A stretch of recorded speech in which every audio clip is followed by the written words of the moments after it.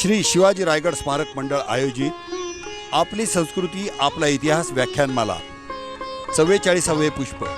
विषय पुणे आणि परिसराची नाणक संस्कृती. व्याख्याते प्राध्यापक डॉक्टर पद्माकर प्रभुणे.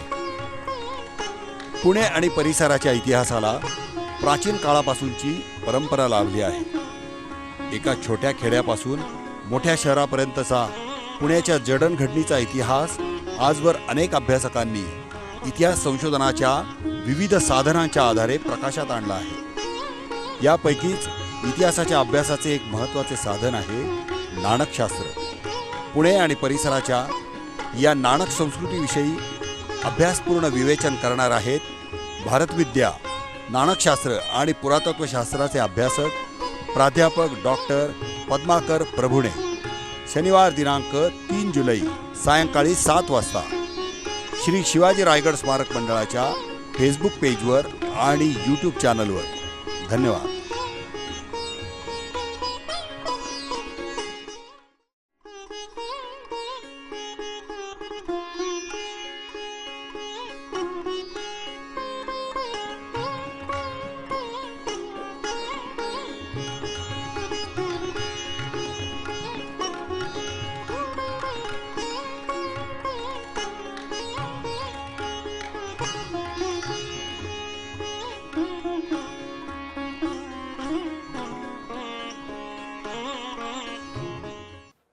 नमस्कार.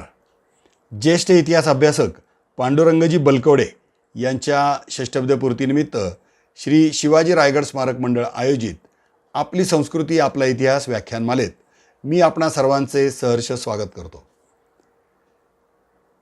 आपल्या व्याख्यानमालेचे आजचे 44वे पुष्प गुंफणार आहेत इतिहास अभ्यासक डॉक्टर पद्माकर प्रभुणे. त्यांच्या आजच्या व्याख्यानाचा विषय आहे पुणे आणि परिसराची नाणक संस्कृती. मी आपल्याला त्यांचा थोडक्यात परिचय करून देतो. डॉक्टर प्रभुणे यांनी इतिहासात MA, MPhil आणि PhD प्राप्त केली आहे.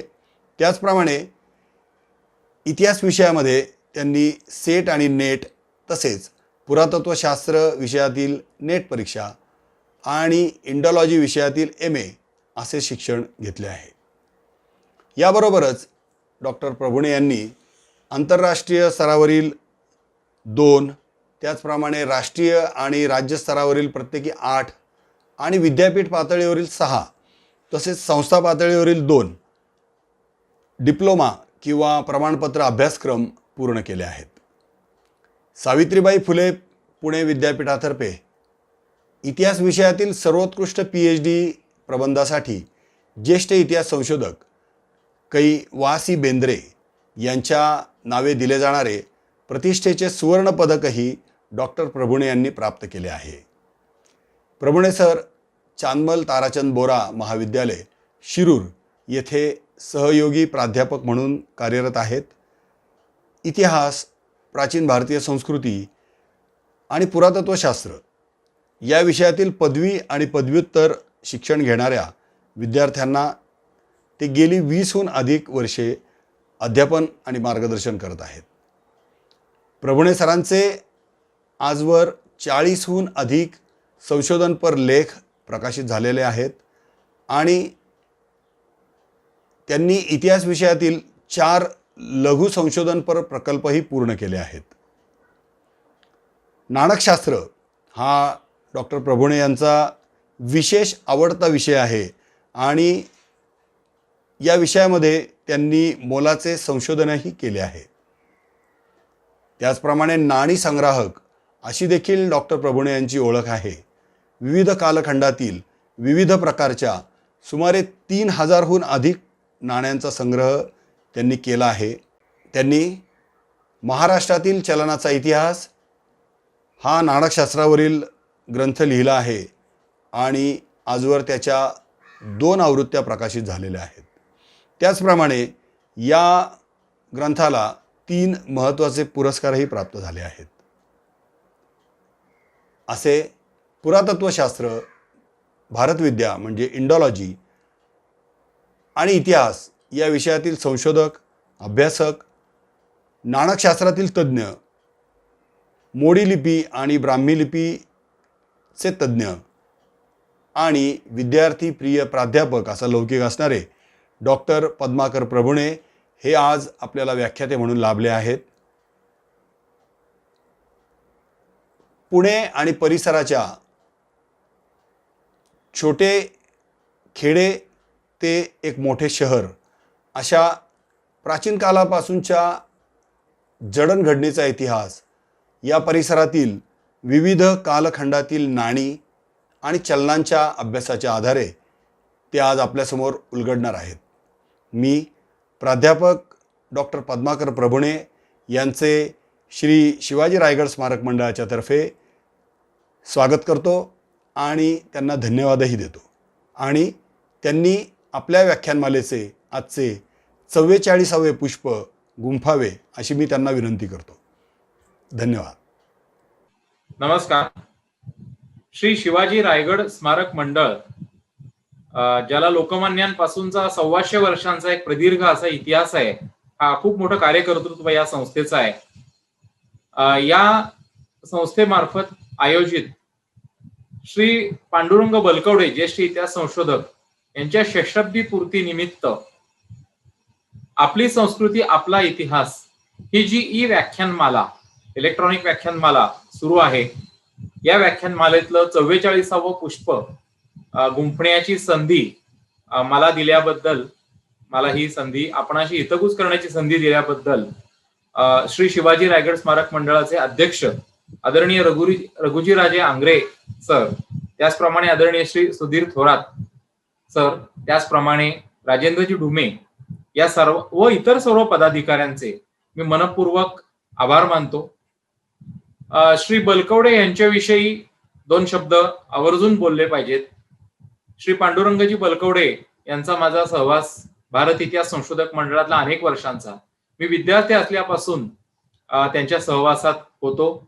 आमचे एक कैलासवासी मित्र संजय गोडबोले यांचाही संबंध त्यांच्याशी येत असे आणि श्री गोडबोले यांनी सर्वप्रथम माझी श्री बलकवडे यांच्याशी ओळख करून दिली, परिचय करून दिला. आणि एक अत्यंत मितभाषी व्यक्तिमत्व, शांत पण तेजाळ वक्तृत्व असणारे एक वेगळे व्यक्तिमत्व म्हणून बलकवडे सरांकडे मी आकृष्ट झालो.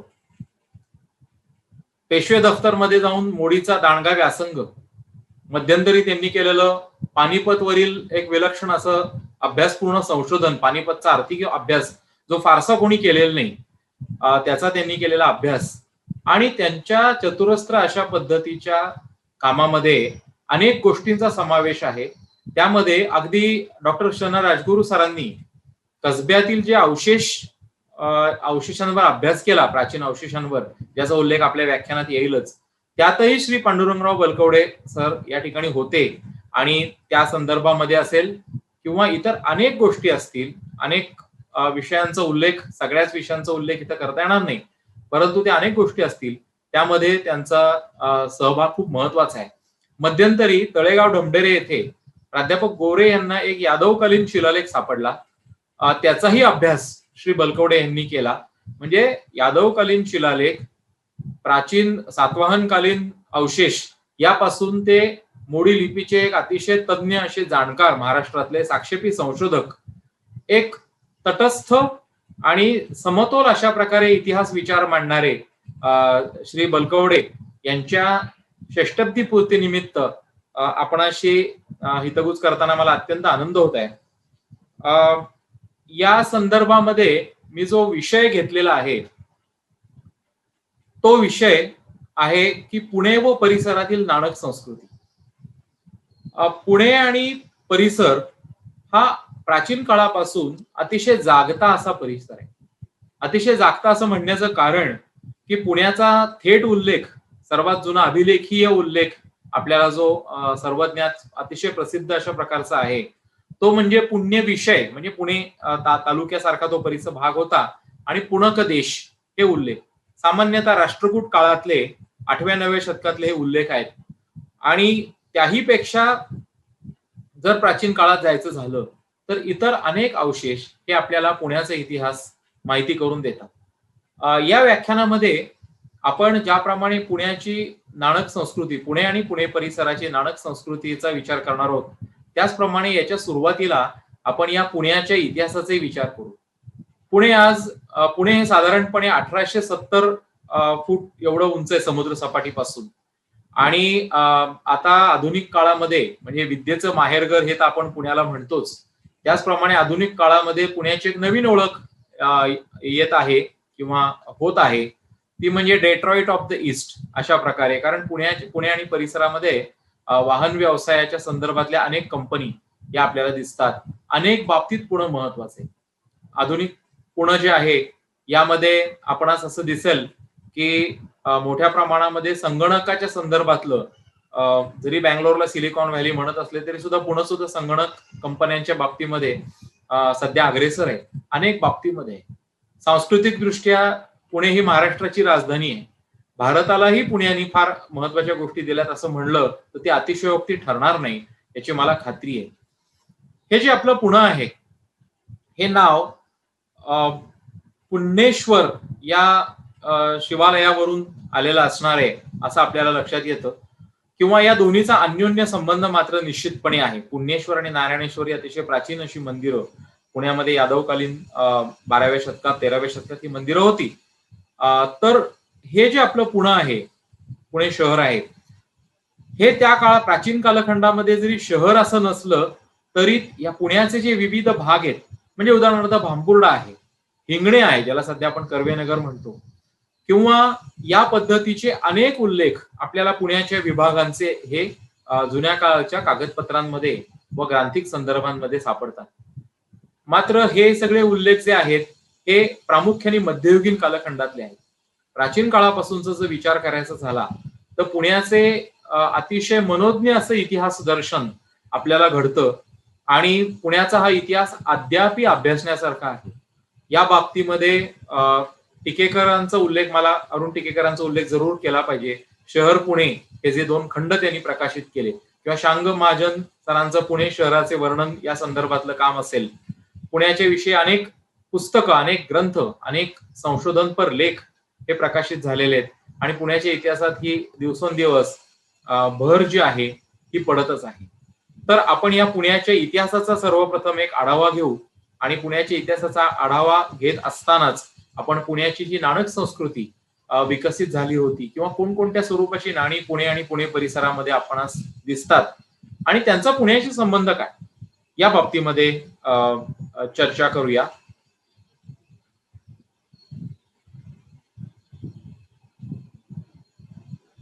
पुणे व परिसराची नाणक संस्कृती असं म्हणण्याचं कारण असं की ज्याप्रमाणे पुण्यामध्ये पाडली गेलेली नाणी होती त्याचप्रमाणे पुण्याच्या अतिशय जवळच्या परिसरामध्ये प्राचीन काळापासून आपल्याला नाण्यांचा मोठा राबता दिसतो.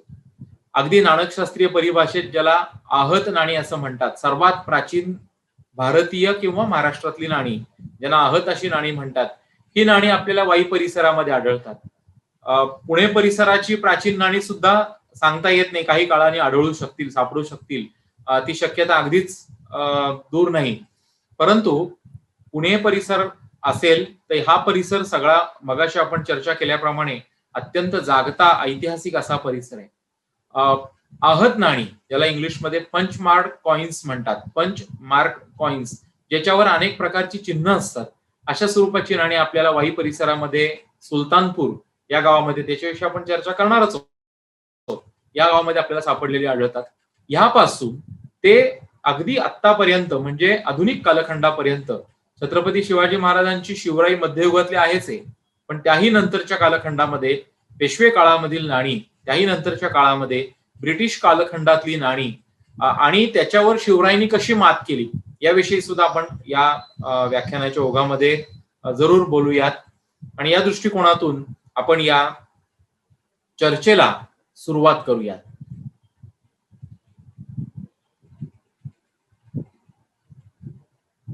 व्याख्यानाला सुरुवात करत असताना छत्रपती शिवाजी महाराजांचा आवर्जून उल्लेख हा केलाच पाहिजे. छत्रपती शिवाजी महाराज अवघं तसं पाहता 50 वर्ष कार्यकर्तृत्वासाठी म्हणजे वेळ लाभलेलं व्यक्तिमत्व होतं. इतर काही राजांची तुलना केली तर महाराजांचा कालखंड हा कमीच म्हणला पाहिजे. पण या अत्यंत कमी अशा कालखंडामध्ये अविश्रांत मेहनत करून छत्रपती शिवाजी महाराजांनी मध्ययुगामध्ये आधुनिक वाटावं अशा स्वरूपाचं एक, त्या काळामध्ये सरंजामशाही मोठ्या प्रमाणामध्ये मध्ययुगामध्ये असताना त्या सरंजामशाहीचा एक प्रकारचा संधी साधू खेळ पुणे सावित्रीबाई फुले पुणे विद्यापीठाचे सुप्रतिष्ठित प्राध्यापक डॉक्टर राजा दीक्षित यांनी म्हटलंय की छत्रपती शिवाजी महाराजांचं राज्य हे मध्ययुगीन सरंजामशाहीचा संधीसाधू खेळ नव्हता, तर तो एक प्रादेशिक राष्ट्रवादाचा आविष्कार होता. फार सुंदर असा प्रकारचा आविष्कार हा छत्रपतींच्या निमित्तानं आपल्याला दिसतो. महाराजांनी कशामध्ये आपला ठसा उमटवला नाही हे शोधणं आता हल्लीचं संशोधनाचा विषय झालेला आहे. कारण प्रशासनाच्या तत्कालीन अनेक गोष्टींच्या, आता मध्यंतरीच सकाळ पुरस्कृत एक पुस्तक प्रकाशित झालं, त्यामध्ये मी शिवरायांच्या शिवराईवर एक म्हणजे शिवरायांची होन आणि शिवराई याविषयी एक लेख लिहिला. तर आपल्या त्यात अभ्यास करताना असं ध्यानात आलं, लक्षात आलं की शिवराई सारखं एक विलक्षण असं चलन छत्रपतींनी निर्माण केलं. छत्रपतींनी हे जे चलन निर्माण केलं हे बंद करता करता ब्रिटिशांना नाकीनऊ आले. दवा पोद्दार, महामहोपाध्याय दवा पोद्दार हे मंडळातील नाणीमध्ये हा उल्लेख आहे ग खऱ्यांच्या, ते लिहितात की शिवरायांची शिवराई आपण काल परवापर्यंत 25 सालापर्यंत मंडईत वापरत होतो. म्हणजे दैनंदिन व्यवहारामध्ये ही शिवराई इतकी दृढमूल झाली की ब्रिटिशांना, मी माझ्या एमफिलच्या संशोधनाच्या वेळेला त्याचा अभ्यास केला आणि ब्रिटिश कालखंडातले कागदपत्र सगळे मी मुंबईच्या आर्काइव्ह मध्ये अभ्यासले, तर मला असं लक्षात आलं की ब्रिटिशांनी जंग पछाडलं ही शिवराई बंद करण्यासाठी. ठाण्याचे गोविंद बाबाजी जोशी यांनी या शिवराईवर फार महत्वाचं काम केले की ही महाराजांचं स्मारक आणि ते बंद करू नये, असं त्यांनी 1885 साली लिहिलेलं दिसतं. या ठिकाणी आपणास जी अप्रतिम अशी शिवराई दिसतीये ती छत्रपती शिवाजी महाराजांनी पाडलेली शिवराई पैसा किंवा तांब्याचा पैसा हे आपल्याला दिसतंय. महाराजांचा होन प्रसिद्धच आहे सोन्याचा, पण ही अप्रतिम अशी शिवराई माझे औरंगाबादचे संग्राहक मित्र विवेक कदम यांच्या संग्रहातली आहे. महाराजांना अभिवादन करून श्री शिवाजी रायगड स्मारक मंडळाच्या या कार्यक्रमात महाराजांना अभिवादन करून आपण पुढे जाऊ.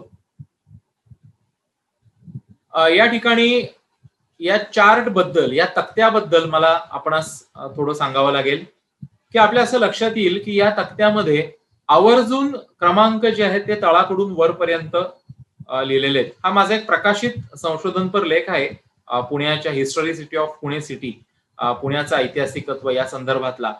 आणि यामध्ये मी या तक्त्याच्या स्वरूपामध्ये पुण्याचा इतिहास मांडण्याचा प्रयत्न केलेला आहे किंवा पुण्याच्या इतिहासाचे कोणते धागेदोरे आपणास मिळतात, सापडतात, याचा एका तक्त्यामध्येच बसवण्याचा प्रयत्न कालखंडाच्या दृष्टिकोनातून केलेला आहे. आणि आपण काही थोडा वेळ ह्यामध्ये चर्चा करूयात की पुण्याचा इतिहास हा किती जुना आहे, कसा आहे, काय आहे. या ठिकाणी आपल्या लक्षात असं येईल की पुण्याचा इतिहास हा किती जुना जातो, तर पुण्याचा इतिहास हा अश्मयुगाच्या इतका जुना जातो. अश्मयुग किती होती, आता युगांचा इतिहास गतकाळाचा जर विचार करायचा झाला तर आपल्याला असं लक्षात येतं की प्रागितिहास, इतिहास पूर्व आणि इतिहास असे आपण विभागणी करतो.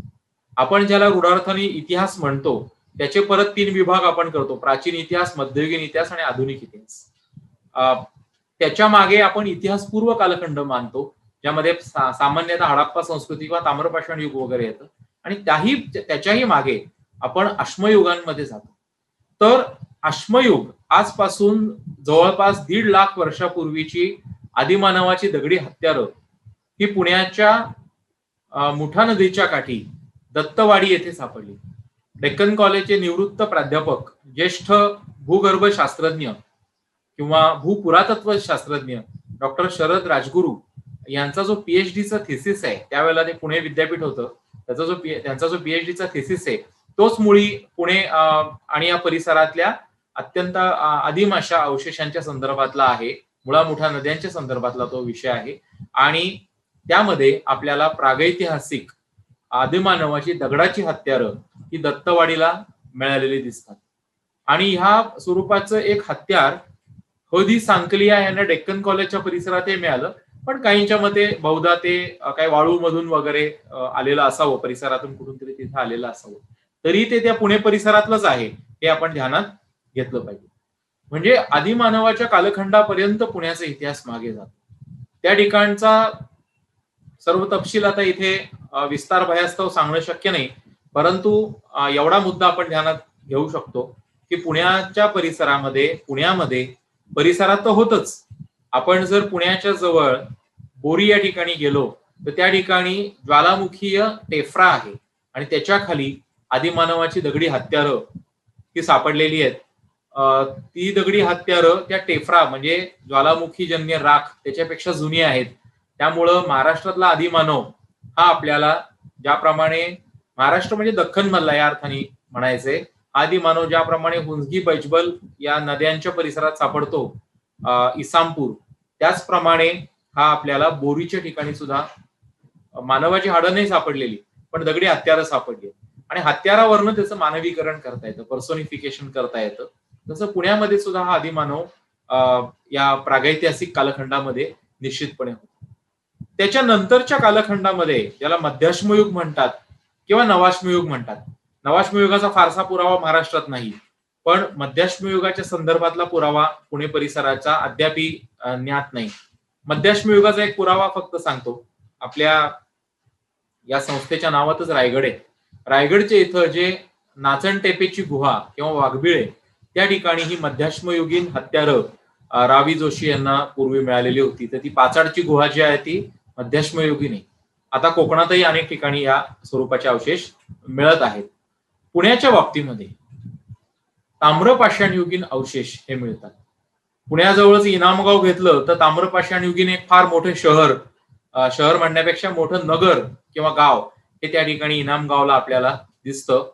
परंतु पुण्याच्या बाबतीमध्ये जर विचार करायचा झाला, प्रत्यक्ष पुणे शहराच्या बाबतीमध्ये विचार करायचा झाला तर सामान्यतः इसवी पूर्व 1400च्या आसपासचे अवशेष वेताळ टेकडी परिसरामध्ये प्रख्यात इतिहास संशोधक डी कोसंबी यांनी रिपोर्ट केले. काही अभ्यासकांच्या मते ते अवशेषांचा अजून शास्त्रीय अभ्यास होणं आवश्यक आहे. असं जरी असलं तरी ज्याला मायक्रोलिथ म्हणतात किंवा क्षुद्राश्म म्हणतात, या स्वरूपाची दगडी हत्यारं अत्यंत छोटी असतात.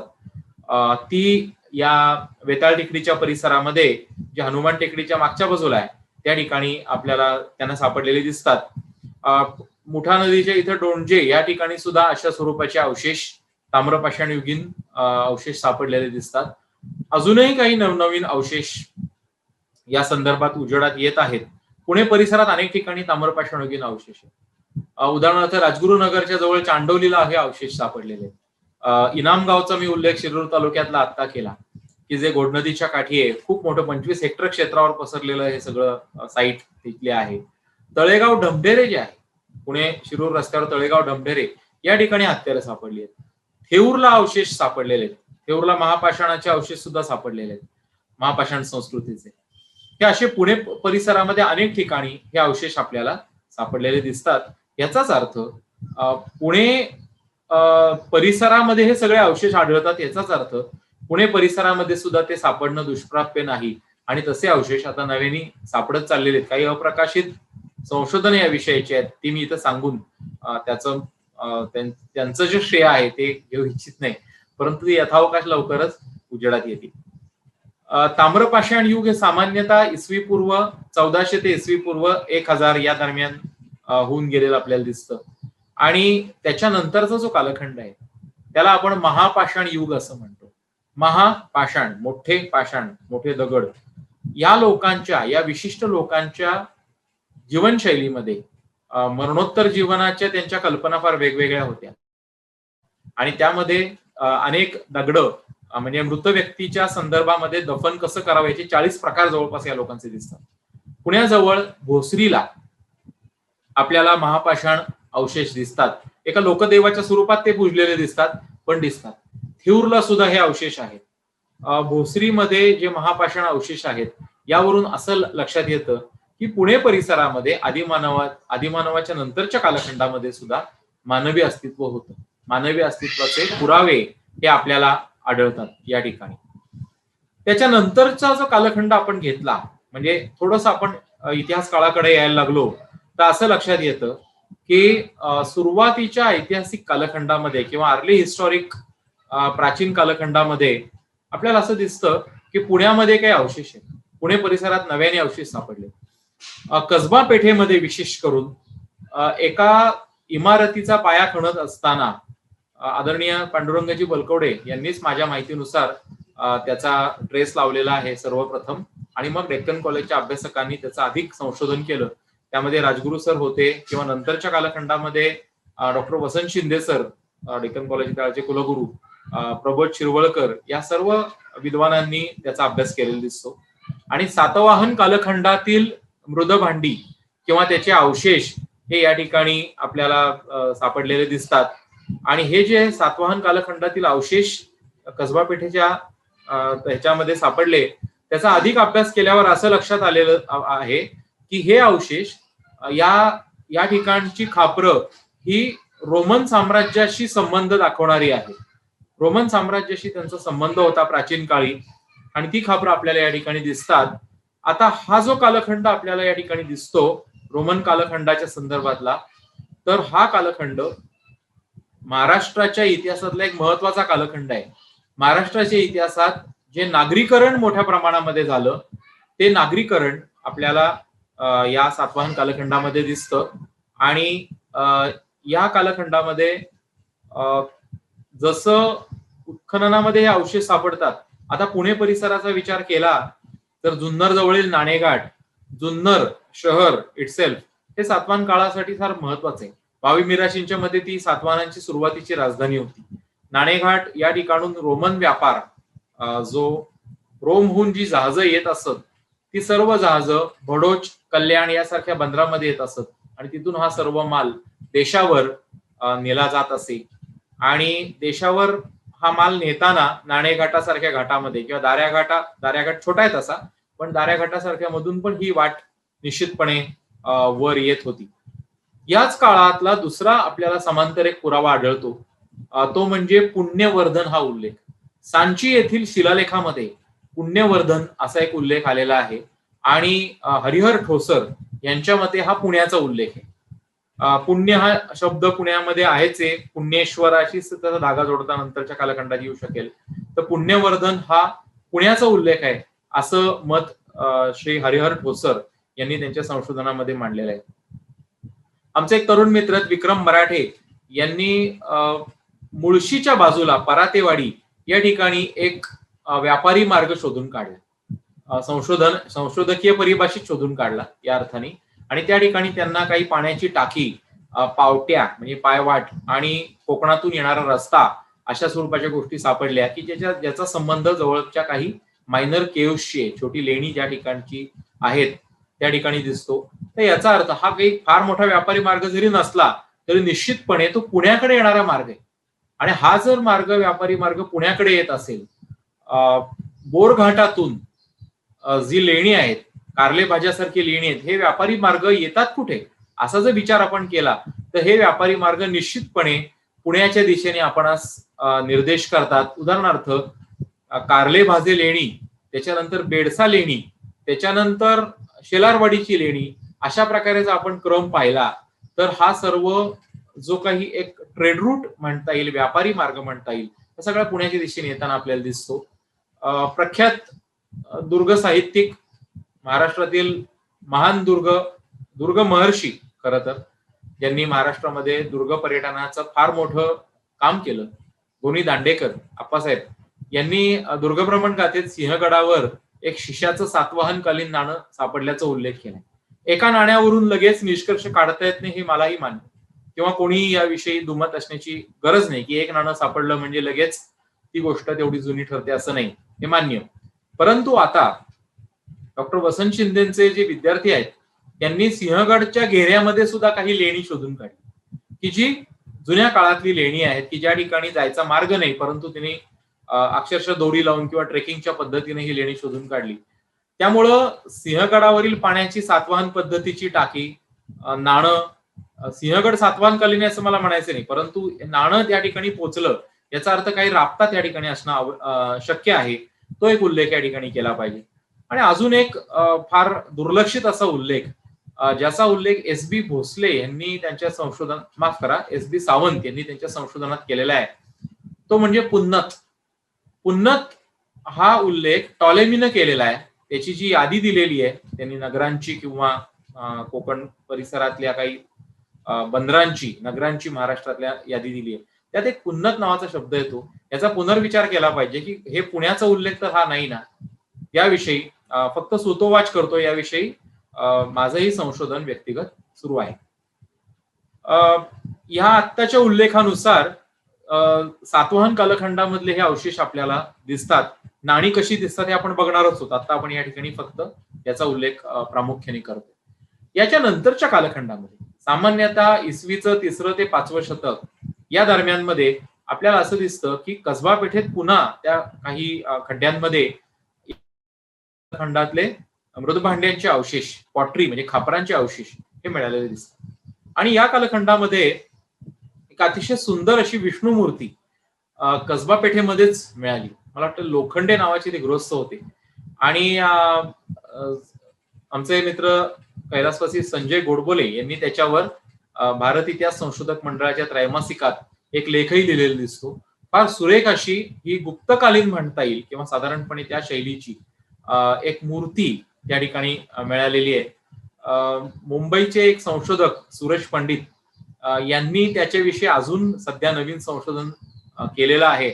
आणि पंडित यांच्या मते ती मूर्ती या त्रैकुटक कालखंडातली असू शकते.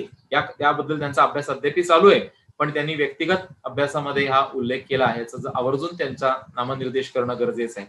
ही फार सुंदर अशी मूर्ती आहे. आणि ह्या मूर्तीला समकक्ष असा पुरावा म्हणजे उरळी कांचन येथे त्रैकुटकांच्या नाण्यांचा एक संचय मिळाला. आपण त्रैकुटकांची नाणी कशी असतात नंतर पाहणार आहोत, याच्या नंतरच्या भागातच लगेच पाहणार आहोत. पण या त्रैकुटक नाण्यांचा संचय, होर्ड आपल्याला सापडलेला दिसतो.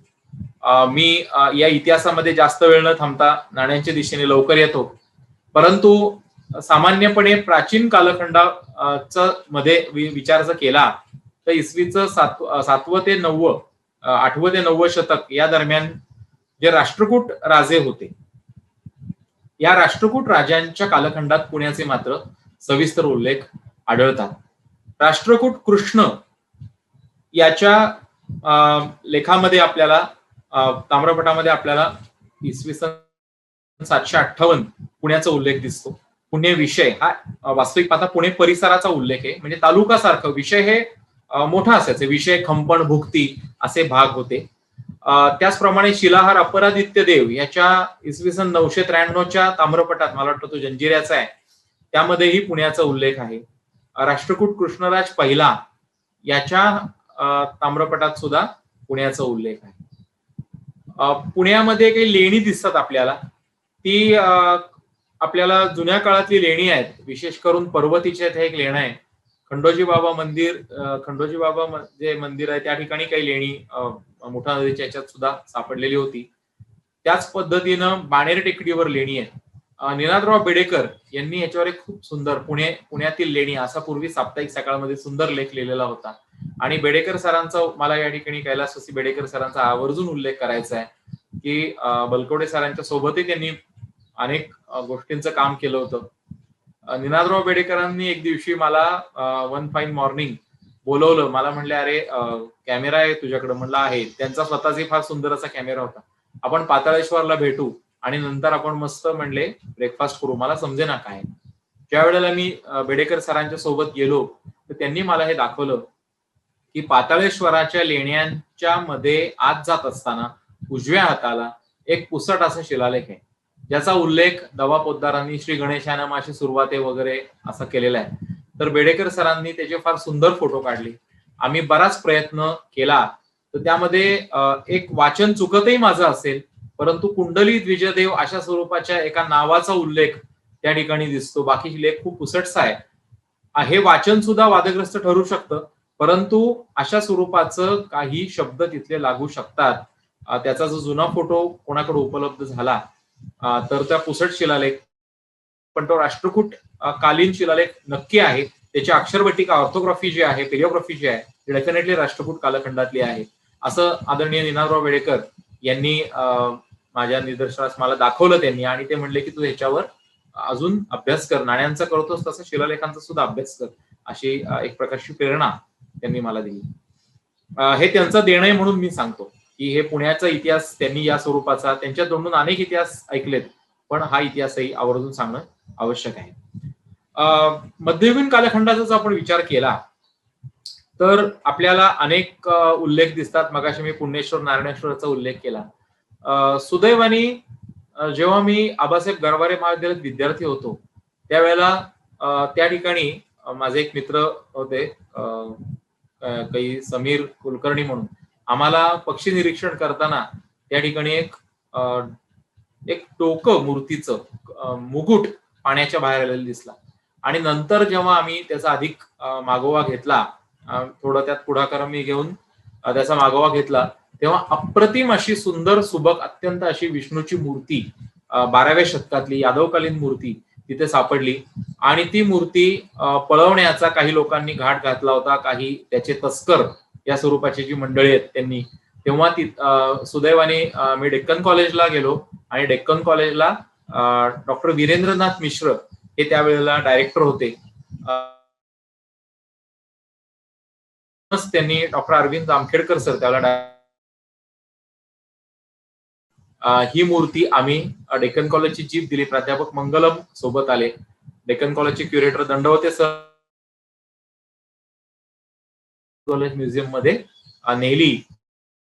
त्यांनी पत्रही मला दिलं की यांनी ही, त्यात माझा काही भाग नव्हता, पण डेक्कन कॉलेज मध्ये ती यादवकालीन मूर्ती अद्याप ठेवलेली आहे. आपण आवर्जून डेक्कन कॉलेज संग्रहालयाला भेट द्या आणि ती पहा.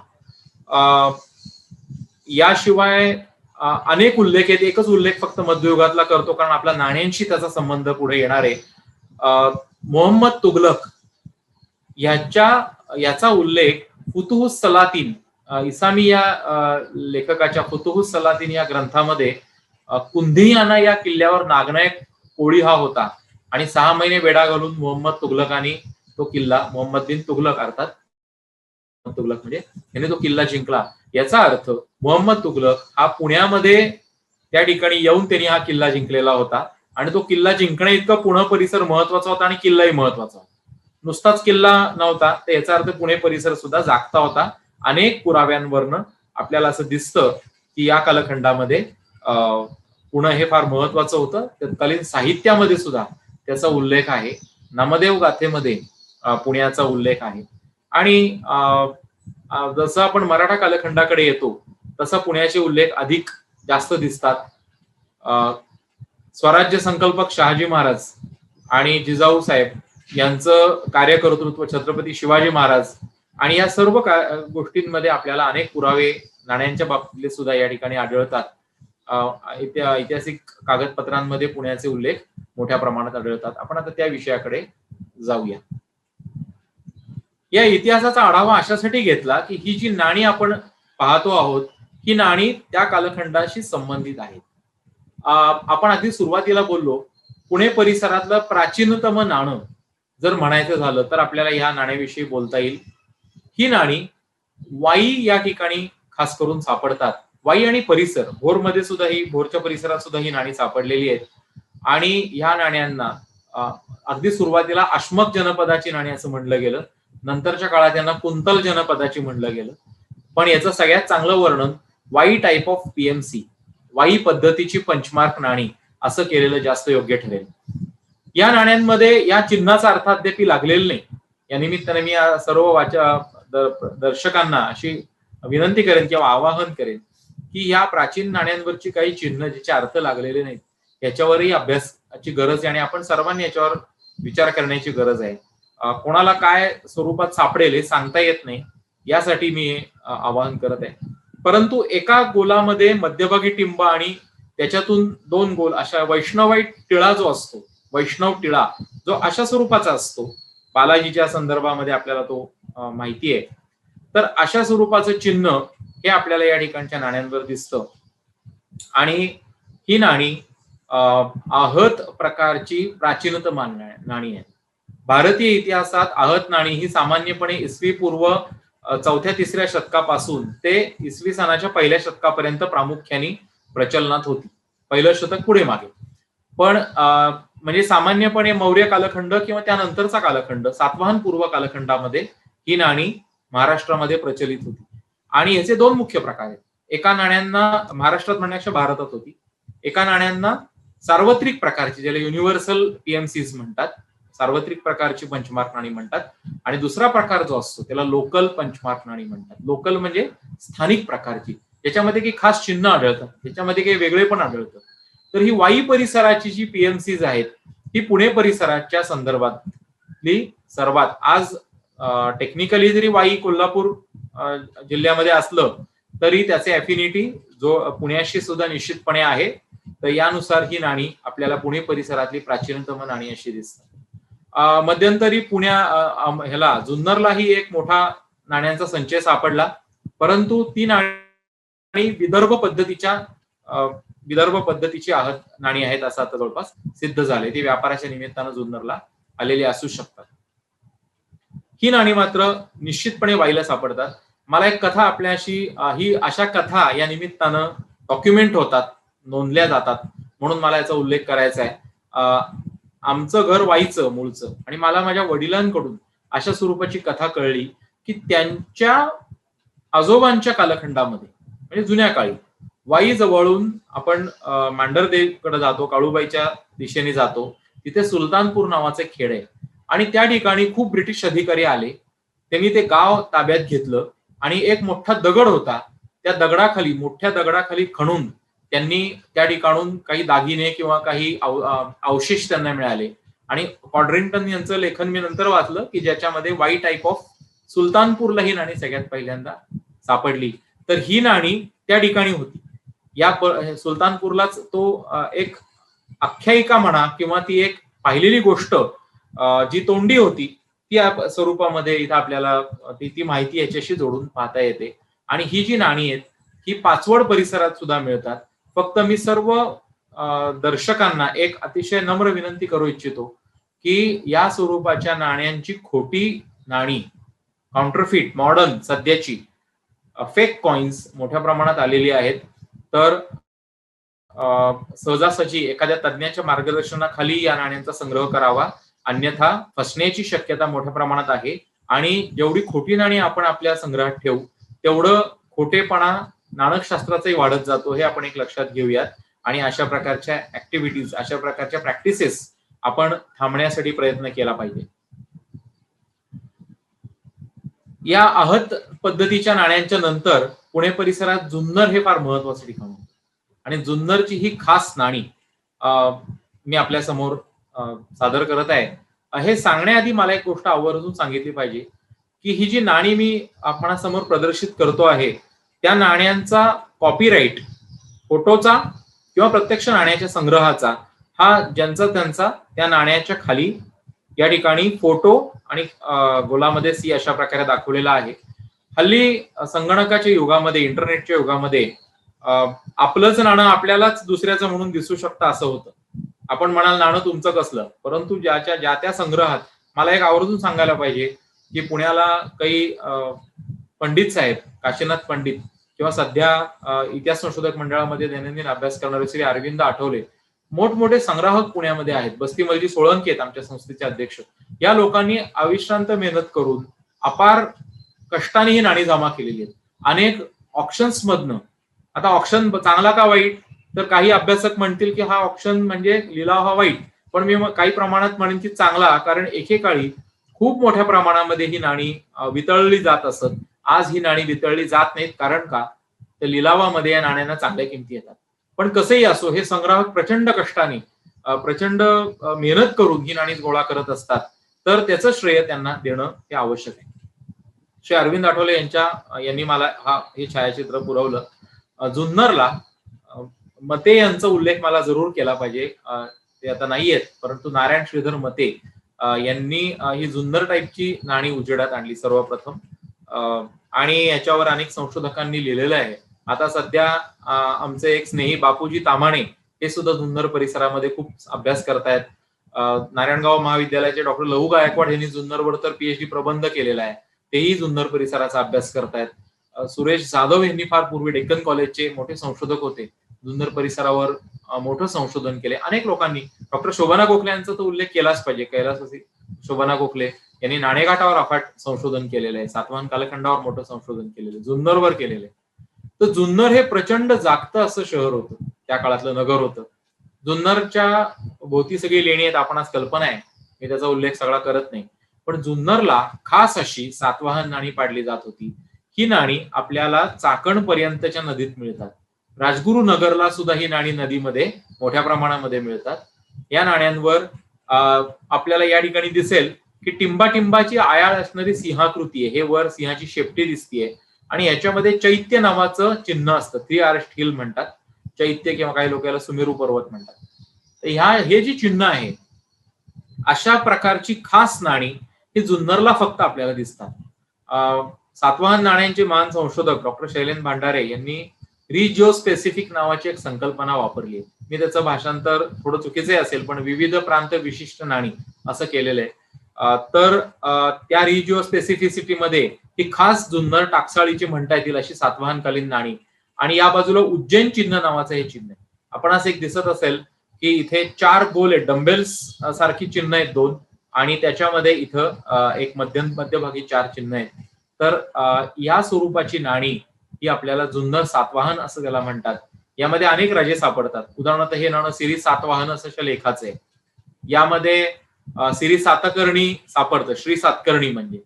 याच पद्धतीच्या नाण्यांमध्ये आपल्याला उळूमावीचं नाणं सापडतं. याच पद्धतीच्या नाण्यामध्ये आपल्याला इतरही काही जे त्यांचे मांडलिक होते किंवा त्यांचे संघर्ष नंतरच्या काळात झाला अशांची सुद्धा नाणी सापडतात. तर जुन्नरची नाणी फार महत्वाची आहेत. नागणिकेचं नाणं खरं तर मी या ठिकाणी दाखवायला हवं होतं, हरकत नाही, परंतु नागणिकेचा उल्लेखही केला पाहिजे की तिची नाणी जुन्नर परिसरातलीच आहेत.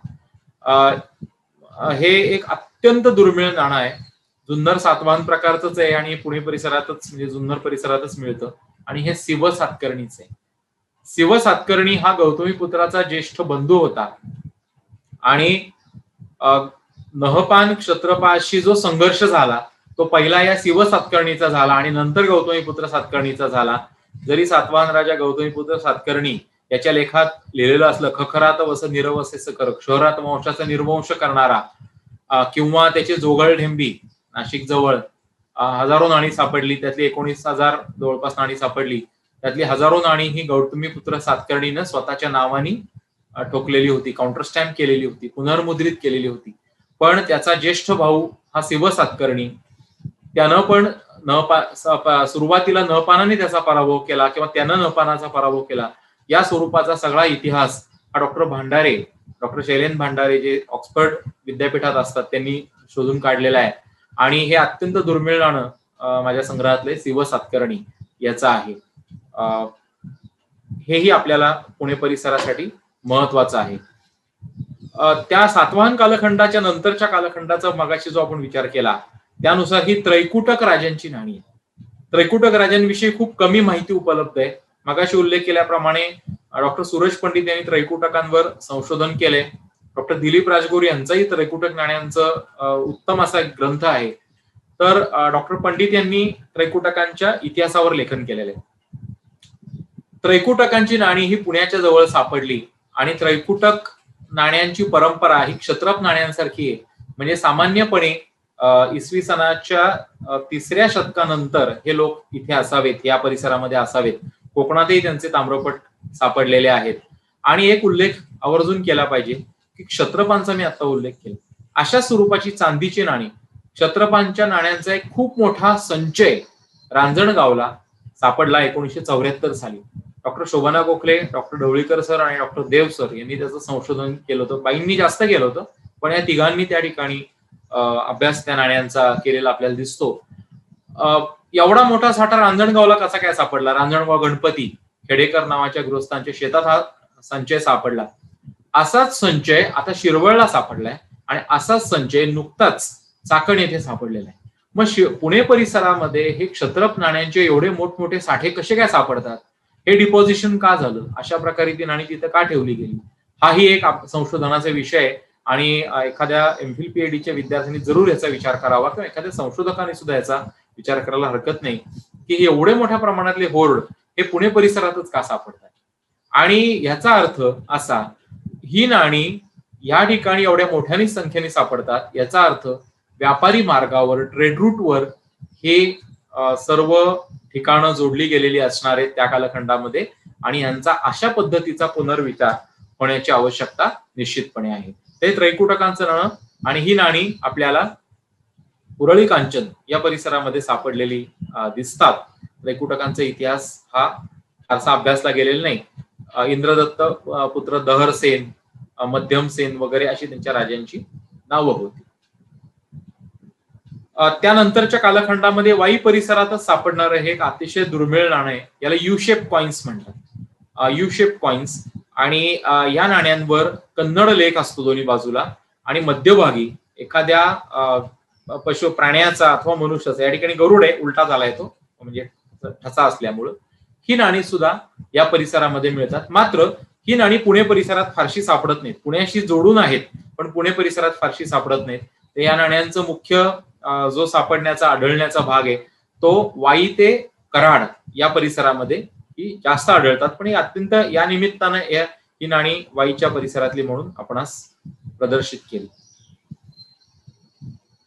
यादव राजे महाराष्ट्रामध्ये सामान्यतः 10व्या शतकापासून ते 13व्या शतकापर्यंत देवगिरीचे यादव यांनी राज्य केलं.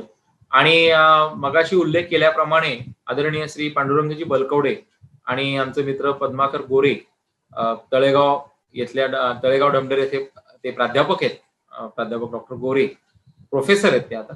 तर प्रोफेसर गोरे आणि बलकवडे सर यांना एक यादवकालीन शिलालेख आढळून आला तळेगाव डमडरेमध्ये. त्यामध्ये पारनेर परिसराचा उल्लेख आहे, म्हणजे शिरूरच्या वरच्या भागात पारनेर जे अहमदनगर जिल्ह्यात आहे त्याचा उल्लेख आहे. असं असताना सुद्धा तळेगाव डमडेरे परिसरामध्ये हा शिलालेख आढळून आला. यादवांचा शिलालेख या ठिकाणी सापडतो याचाच अर्थ असा होतो की पुणे परिसर त्या कालखंडामध्ये काय स्वरूपामध्ये जागता होता. नामदेव गाथेतला उल्लेख केला, पुण्येश्वर नारायणेश्वराचा उल्लेख केला, मंदिराचे अवशेष भारत इतिहास संशोधक मंडळात ठेवलेले आहेत. त्या ठिकाणी आपण हे जर त्या मूर्ती पाहिल्या किंवा ते शिल्पावशेष पाहिले तर यादवकालीन शिल्पावशेष आपल्याला सहजपणे दिसतात. पुण्यामध्ये अनेक ठिकाणी यादवकालीन अवशेषांच्या खाणाखुणा आपल्याला आढळतात. या यादवांच्या नाणी जी आहेत ती सुद्धा पुणे परिसरात सापडतात. आता ही खास पुणे परिसराची नाहीत. उदाहरणार्थ हे बिल्लम देवाचं नाणं जे आहे ते काही इतर स्वरूपाच्या सोन्याच्या नाण्यांसोबत पावळ परिसरामध्ये उपलब्ध झालेली आहेत किंवा पुण्याच्या जवळ सुद्धा ही नाणी बऱ्याच संख्येने उपलब्ध झालेली आहेत. यावरून केवळ 1-2 नाण्यांवरून मी हे निष्कर्ष काढत नाही, परंतु यादवांच्या नाण्यांचे काही साठे हे पुणे परिसरामध्ये सुद्धा सापडलेले आहेत. आणि यादवांच्या राज्यामध्ये निश्चितपणे पुणे परिसराचा समावेश होता, यामध्ये कुठलीही शंका नाही. तर हे यादव भिल्लम देवाचं नाणं आहे. यावर मध्यभागी आपल्याला असं दिसेल की अष्टदल कमळ, 8 पाकड्यांचं कमळ, सिंहाकृती, या ठिकाणी आपल्याला एक शंख दिसेल, तेलुगू कन्नड श्री असतो, आणि म देव, श्री भिल्ल म देव असा लेख आपल्याला या नाण्यांवर दिसतो. हे खास पुणे परिसरात सापडलेलं नाणं आहे. पुण्याचं नाही पण पुणे परिसरात सापडलेलं आहे. पुणे परिसरात ही नाणी सापडतात याचा एक अर्थ असा होतो की या ठिकाणी ही नाणी आली कशी काय, इथं काय नंतर कोणी नेऊन त्या ठिकाणी टाकली नाहीत. तर ही नाणी या ठिकाणी सापडण्याचा अर्थ ही विनिमयाच्या कालखंडामध्ये, म्हणजे त्याच काळात ती आली असतील असं नाही, नंतरच्या काळात का होईना, पण विनिमयाच्या माध्यमातून ही नाणी या ठिकाणी सापडतात.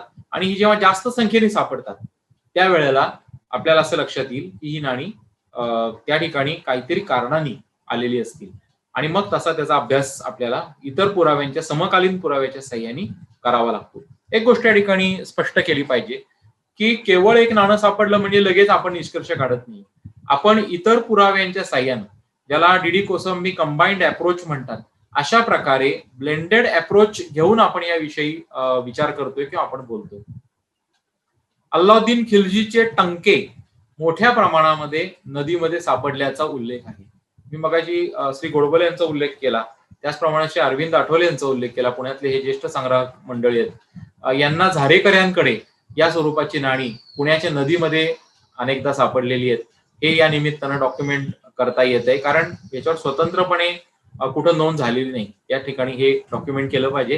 हे जे अल्लाउद्दीन खिलजीचे जे टंके होते हे नंतरच्या काळात असतील, त्या काळात असतील, पण पुण्यामध्ये सापडले ही फॅक्ट आपण लक्षात घेणं गरजेचं आहे. हे घटित लक्षात घेणं गरजेचं आहे. हे सोन्याचं नाणं मोहम्मद तुघलकाचं आहे आणि हे जे नाणं आहे तुघलक शहाचं, तर सोन्याची नाही पण चांदीची नाणी, त्याचा योगायोगाने फोटो या ठिकाणी आता नसल्यामुळे मी सोन्याचं नाणं या ठिकाणी आपल्याला प्रदर्शित केलं. पण तुघलकाची नाणी ही मला स्वतःला एक मोठा ह्याचा संचय हा भीमा कोरेगाव या ठिकाणी पाहायला मिळाला. त्या सराफाने त्यातली काही नाणी मला दिली आणि बाकीचे मी त्याचं छायाचित्रण काही प्रमाणात करू शकलो. फक्त ते जुन्या पद्धतीच्या फोटोग्राफीमध्ये असल्यामुळं सध्या मला ते ट्रान्सफर करता आलं नाही. परंतु ही गोष्ट स्वतः मी पाहिलेली आहे की भीमा कोरेगाव या ठिकाणी एक तुघलकाच्या नाण्यांचा एक मोठा साठा त्या ठिकाणी सापडलेला दिसतो. कुंदियानाचा उल्लेख मगाशी केला की मोहम्मद तुघलक हा पुण्यापर्यंत आलेला होता आणि मोहम्मद तुघलकाचा त्याने सिंहगड किल्ल्याला वेढा देऊन सिंहगडावर सुद्धा याचा उल्लेख केलेला आहे. तिथल्या बोर्डावर हा उल्लेख केलेला आहे फुतुहुस सलातिन या ग्रंथातला, की नागनायक या कोळी व्यक्तीने मोठा लढा दिला आणि सिंहगड किल्ला म्हणजे त्यावेळेचा कुंदियाना कोंढाणा जो जुना आहे त्याच्या संदर्भामध्ये लढा दिलेला दिसतो आपल्याला. तुघलकाच्या नंतरच्या कालखंडामध्ये बहमनींची सुद्धा नाणी पुणे परिसरात सापडतात, पण अहमदनगरच्या निजामशाहीची ही जी तांब्याची नाणी आहेत ती खूप मोठ्या संख्येने पुणे परिसरात सापडतात. म्हणजे अक्षरशः एकेकाळी ही नाणी किलो मध्ये सापडत असत. मला एक उल्लेख आवर्जून करावासा वाटतो. राजू सहस्त्रबुद्धे म्हणून एक संग्राहक होते, ते आता नाहीत, परंतु जुनी गोष्ट आहे, 90 सालची वगैरे गोष्ट आहे. मी त्यांच्याकडे अशा स्वरूपाची 10 किलो नाणी पुणे परिसरात सापडलेली पाहिली. आता ही निजामशाहीची नाणी एवढ्या मोठ्या 10 किलो म्हणजे नाणी झाली किती? त्यातला बराचसा महत्वाचा भाग, त्यातली 5-6 किलो नाणी म्हणजे ती चाळली गेली, सगळी पाहिली गेली, त्याच्यात कुठले राजे सापडतात, काय सापडतात इत्यादी इत्यादी. पण एवढे मोठे संचय हे पुणे परिसरात सापडले किंवा श्रीगोंदा परिसरात मध्ये हे संचय सापडलेले दिसतात आपल्याला.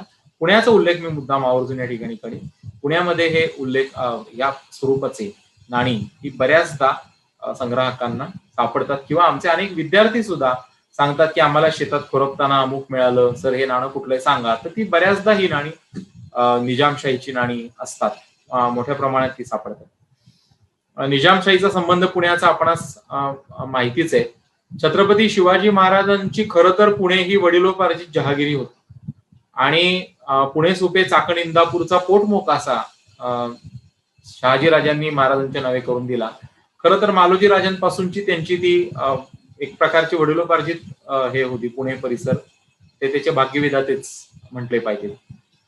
हे अप्रतिम अशी शिवराई मगाशी उल्लेख केल्याप्रमाणे आमचे औरंगाबादचे मित्र विवेक कदम यांच्या संग्रहातली आहे आणि यावर आपण श्री राजा शिव आणि छत्रपती, ज्येष्ठ इतिहास संशोधक श्री गजानन भेंदळे यांनी आपल्या मॉन्युमेंटल वर्क मध्ये, मोठ्या ग्रंथामध्ये हा उल्लेख केला आहे की महाराजांच्या राज्याभिषेकोत्तर कालखंडातल्या पत्रांवर श्री राजा शिव असा उल्लेख दिसतो आणि छत्रपती हाही उल्लेख दिसतो. त्याच पद्धतीचं वर्डिंग हे आपल्याला नाण्यांवर दिसतं, श्री राजा शिव मागे छत्रपती. आणि एक या ठिकाणी आपण गोष्ट ध्यानात घेऊ, नाणकशास्त्रीय परिभाषेमध्ये टायपॉलॉजिकल सिक्वेन्स नावाचा एक प्रकार असतो, प्रकारशास्त्रीय सातत्य. उदाहरणार्थ, ज्या वेळेला महमूद गझनी हा 11व्या शतकात भारतामध्ये आला, त्यानं असं पाहिलं की चंदेल राजांची नाणी या ठिकाणी प्रचलित आहेत, त्याच्यावर लक्ष्मी छाप असतो. महमूद गझनीलाही चंदेल सारखी लक्ष्मी छापाची नाणी पाडावी लागली, कारण लोक अन्यथा स्वीकारत नाही. पूर्वीचा प्रकाराचं कंटिन्युएशन केलं, सातत्याने तो वापरला प्रकार, तर लोकांना तो आपलासा वाटतो, युजर फ्रेंडली वाटतो. आज आपण जेव्हा नाणं हातात घेतो तेव्हा आपण नाणं निरखत बसत नाही, आपण त्याच्या सहाय्याने व्यापार करतो किंवा व्यवहार करतो. पण आपल्याला त्याच्यावरची चिन्ह पटकन ओळखू येतात, ऍट अ ग्लान्स इंग्लिशमध्ये ज्याला म्हणतात, एका कटाक्षात सुद्धा त्या नाण्यावरची चिन्ह आपल्या लक्षात येतात आणि आपण ते ओळखतो, चटकन ओळखतो आणि देऊन टाकतो, त्याचा वापर करतो. त्याला म्हणतात user friendliness of a coin. तर तसं युजर फ्रेंडलीनेस कॉईनचा असण्यासाठी पूर्वीच्या प्रकाराप्रमाणे पुढे नाणी पाडावी लागतात, तरच तो युजर फ्रेंडली असतो. महाराजांची फार मोठी कामगिरी अशी की महाराष्ट्रामध्ये बहमनींची पर्शियन लिपीची नाणी होती, त्यांनी त्यांच्या लिपीत पाडली, माझी काही हरकत नाही. त्याच्यानंतर निजामशाही किंवा विजापूरची आदिलशाही याची पर्शियन लिपीतली नाणी होती. जर्ब, अहमदनगर, फी शुहूर, मुर्तजा वगैरे हे त्याच्यावर लेख असायचे. किंवा आदिलशाहीच्या नाण्यांवर जहांझी इंदू मोहम्मद गिरफ्त झिनतो जाह यकी मोहम्मद मरसूल दुवम मोहम्मद शाह अशा स्वरूपाची कपलेट्स इब्राहिम आदिलशाहीच्या नाण्यांवर येतात. तर ही सगळी जी नाणी आहेत ही नाणी उर्दू पर्शियन मधली होती आणि छत्रपतींनी शुद्ध देशी भाषेत म्हणजे इथल्या इथं जी वापरात असणारी भाषा आहे मराठी भाषा आणि देवनागरी लिपीमध्ये ही नाणी पाडलेली दिसतात. यादवांच्या नंतर महाराजांनी देवनागरी लिपीची नाणी पाडली महाराष्ट्रामध्ये. यादवांची सुद्धा नाणी उत्तर महाराष्ट्रातली प्रामुख्याने आहेत, पण प्रॉपर या परिसरात मला दिवी काळे यांचा उल्लेख आवर्जून करावासा वाटतो की छत्रपती शिवाजी महाराजांचं महात्म्य अनेक क्षेत्रात आहे, पण महाराजांनी काय केलं तर पश्चिम महाराष्ट्राला, ज्याला पूर्वी कधी राज्य, पश्चिम महाराष्ट्रातल्या डोंगराळ मुलखाला ज्याला कधी राज्य करायची संधी मिळाली नाही, अशा परिसराला त्यांनी राज्य मिळवून देण्याचा, एक स्वराज्य निर्माण करण्याचा एक फार मोठा, आणि त्याचं साम्राज्यात रूपांतर झालं पुढे, त्याचं पाया महाराजांनी घातला. तर त्याचं प्रतीक एक म्हणजे ही शिवराई आहे. अप्रतिम अशी ही नाणी आहेत. आणि महाराजांच्या शिवराई नंतर पेशवे काळातही शिवराई पाडल्या गेल्या, त्याच्या पुढच्या काळातही शिवराई पाडल्या गेल्या, हे आपण ध्यानात घेऊ. ब्रिटिशांनी सुद्धा शिवराई पाडलेली आहे सुरुवातीच्या काळात. ब्रिटिश शिवराईवर फसली तारीख येते, फसली संवतातली तारीख येते. तर ही शिवराईचा उल्लेख, शिवराई महाराष्ट्रात म्हणजे पुणे परिसरात तर खूप मोठ्या प्रमाणामध्ये निश्चितपणे सापडतात. पुणे आणि पुणे परिसरामध्ये खूप नाण्यांचे संचय मध्यंतरीच्या कालखंडामध्ये सापडले. खूप हा शब्द वापरलाच पाहिजे.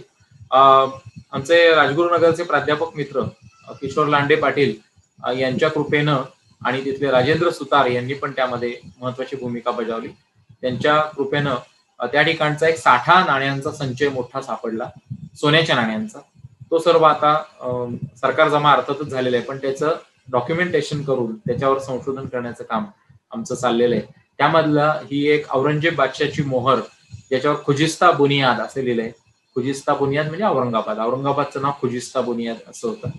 तर ही नाणी राजगुरुनगरला सापडली. हा संचय राजगुरुनगरला सोन्याच्या नाण्यांचा काही मध्यंतरी सापडला. तशीच ही नाणी आहेत चाकणला आहेत. पुणे, सुपे, चाकण, इंदापूर ही शिवरायांची सुरुवातीची जहागिरीचं होतं राज्य. म्या शिवाजीने 40,000 होणांचा महाल होता, त्याचे 1 करोड होणाचे राज्य निर्माण केले. एवढे महाराजांची मोठा पराक्रम आहे. तर या नाण्यावर आपल्याला हे चाकणचं नाणे आणि औरंगजेब बादशाहांनी पाडलेलं नाणं आहे. तर चाकण टाकसाळीचं हे नाणे, त्यांनी त्याला इस्लामाबाद असं नामांतरण केलं होतं त्याचं, पण या ठिकाणी आपल्याला ते नाणं दुर्मिळ नाणं अशा स्वरूपाचं दिसतंय. सांगण्याचा मुद्दा असा, छत्रपतींच्या नंतर जेव्हा मराठ्यांचं स्वातंत्र्य युद्ध होतं, मराठा वॉर ऑफ इंडिपेंडन्स ज्याला म्हणतात, या कालखंडामध्ये औरंगजेब बादशाहांनी या परिसरात फिरताना अनेक ठिकाणांना नवी नावं देऊन त्याची नाणी पाडली. आणि मग ती नाण्यांवर आपल्याला त्या मोठ्या संख्येने त्या ठिकाणी दिसतात. आणि बाकी लढा आपणास याचा सर्व माहिती आहेच. हे असंच नाणे, पेशवेकालीन नाणे, आणि याच्यावर फरशी म्हणजे परशू या ठिकाणी आपल्याला दिसतोय. आणि खालच्या झर्प असतं. या ठिकाणी आपल्याला सांगितलं पाहिजे की 3 ओळीचा लेख सामान्यतः असतो आणि सगळ्यात तळाशी झर्प म्हणजे टाकसाळ. या ठिकाणी गणेशपूर चिंचवड असा उल्लेख असतो. चिंचूर असं वाटतं, ते र असतो शेवटी, पण गणेशपूर चिंचवड म्हणजे आपल्या चिंचवडला नाणी पाडली. आता पेशवेकालीन नाण्यांवर आपल्याला मुघल बादशाचं नाव दिसतं, मात्र परशू असेल किंवा अंकुश असेल, नागफणी असेल, या चिन्हांवरनं ती आणि खालच्या नावावरनं ती नाणी ही आपल्या इथल्या टाकसाळीच्या आहेत असं सामान्यपणे आपल्याला दिसतं. म्हणजे 18व्या शतकातली जी नाणी आहेत ती अशा स्वरूपाची आपल्याला दिसतात. तर हे पुणे परिसरातलंच, म्हणजे पुण्याच्या पेरिफेरीमध्ये किती ठिकाणी कॉइन्स आहेत आणि ती कशी आहेत हे एक लक्षात यावं या उद्देशाने ही पुण्यातही वापरली अर्थात गेली. आता हे शुद्ध पुण्याचं नाणं, हे नाणं पेशवेकालीन म्हणलं पाहिजे. याच्यावर तारीख आहे, मी त्या तपशिलात जात नाही.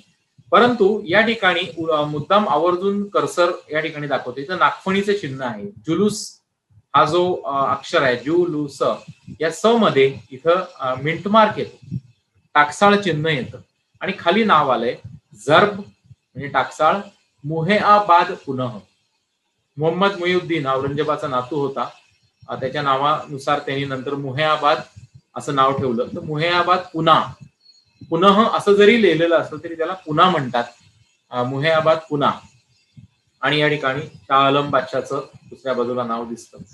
म्हणजे पुण्याच्या नावाने ही नाणी आपल्याला दिसतात आणि अशा स्वरूपाचं नाणं पुना हे आपल्याला नंतरच्या काळातल्या नाण्यांवर, अगदी ब्रिटिश नाण्यांवर सुद्धा आपल्याला हे आढळून येतं. हा अतिशय दुर्मिळ असा रुपया श्री पंडित यांच्या सध्या संग्रहात, म्हणजे त्यांचे चिरंजीव तर संग्रह सांभाळतात, त्या संग्रहात आहे. हा पूर्वी माझ्या संग्रहात होता.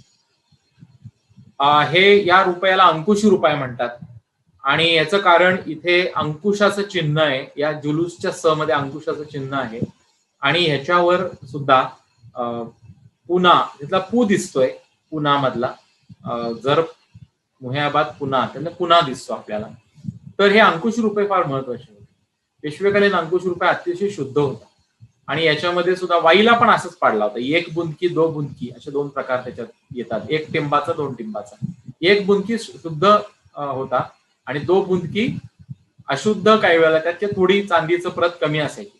डॉक्टर शैलेंद्र भांडारे यांनी त्यांच्या एका लेखात उल्लेख केलाय की काही लोक अतिशय हुशारीनं दो बुंदकी रुपयाच्या त्या बुंदवर, म्हणजे या जुलूसच्या खालच्या टिंबावर ठोका मारून त्याचं रूपांतर एक बुंदकी मध्ये करत असत आणि मग तो रुपया जास्त, म्हणजे जास्त तो शुद्ध होता.